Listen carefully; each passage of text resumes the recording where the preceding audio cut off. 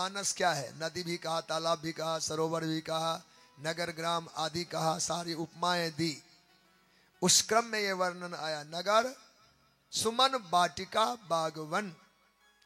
सुमन वाटिका में भी फूलता है, बाग में भी खिलता है और वन में भी खिलता है। इससे आपको खूब बढ़िया से पता चल जाएगा कि प्रेम की क्या महिमा है और हमें पढ़ना क्या चाहिए, समझना क्या चाहिए, सुनना क्या चाहिए।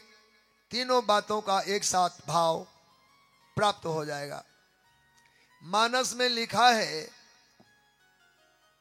पुलकावली 3 प्रकार के हैं, प्रसन्नता 3 प्रकार के हैं, प्रेम 3 प्रकार के हैं। कहा एक तो वाटिका है, दूसरा बाग है और तीसरा वन के समान है। तो सुमन वाटिका बागवन, सुमन माने सुंदर फूल, वाटिका में भी खिलते हैं, बगीचे में भी खिलते हैं और वन में भी खिलता है।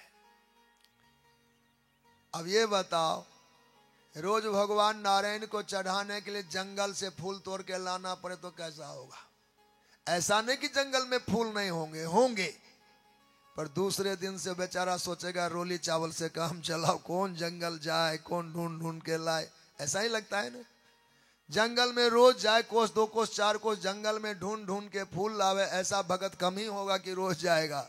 वो घर बैठ जाएगा भाई, और सब जो हम लोग कहते हैं अभावे अक्षतान समर्पयामी, तो बाबा फूल नहीं मिला, अक्षतान समर्पयामी से काम चलाएगा।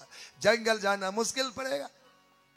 जंगल में फूल है पर कठिनाई से मिलता है। पहले जाना परिश्रम का है, फिर अनेकों लताओं में, झाड़ियों में, पेड़ों में कहीं फूल दिखाई देगा। कठिन हुआ ना। फूल है, अधिक होगा, बाग वाटिका से अधिक होगा, पर है कठिन। बाग में फूल खिलता है, पर बाग वाला फूल भी श्रम साध्य तो है। घर घर में तो देखते हैं ना, 4, 10, 15, 20 घर के बाद कोई एक बगीचा होगा तो ऐसी कॉलोनियां कटती हैं, 5-10 घर के बाद एक बगीचा बनता है। तो बगीचे में फूल जाए कोई तो लाए। ये बगीचा का फूल भी परिश्रम वाला ही है। पर कई लोग अपने घर के बाहर हाथे में 10 गमले लगा लेते हैं, उन गमलों में बूटा लगा देते। घर से निकले तो गुलाब खिल रहा था, आपको खिला दे, वाह कितना सुंदर बूटा है, खिल गया गुलाब, खिल गया गुलाब। ये मचलते हुए आप घर से बाहर जाते हैं, घर व्यवहार का काम करके लौटे, फिर घर से पहले गमले पर नजर जाती, क्या कहना, इतना सुंदर खिला है। कोई भी फूल जो आप लगाए हो, तो आपके घर के गमले का जो फूल है वो आपको आते जाते प्रसन्नता देता है। अब ऐसे समझिए, आपके वेदों का, आप महाभारत आदि ग्रंथ आदि जो है वो वन के समान है। प्रेम तो उसमें भी वर्णन है, पर 1,00,000 श्लोक में वर्णन है। महाभारत 1,00,000 श्लोकों में वर्णित ग्रंथ है। 18 पुराणों की कुल श्लोकों की संख्या 4,00,000 है। 18 पुराणों में 4,00,000, अकेले महाभारत में 1,00,000।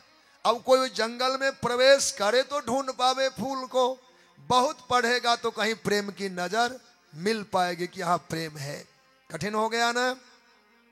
अनेकों ग्रंथों में वो भाग मानो बहुत प्रयास किए जाएं तो संभव है कि एक प्रेम का फूल तोड़ कर लाएगा, पर जब वाटिका होगी तो आते जाते नजर पड़ता है ऐसे भागवत रामायण वाटिका है। पग पग में, पंक्ति पंक्ति में आपको प्रेम छलकना आरंभ हो जाएगा। श्री राम कृष्ण की मंगल गाथा है, जहां पंक्ति की शुरुआत हुई यहां हृदय में हलचल शुरू हो जाएगा, आनंद के हिलोरे उठने लगेंगे।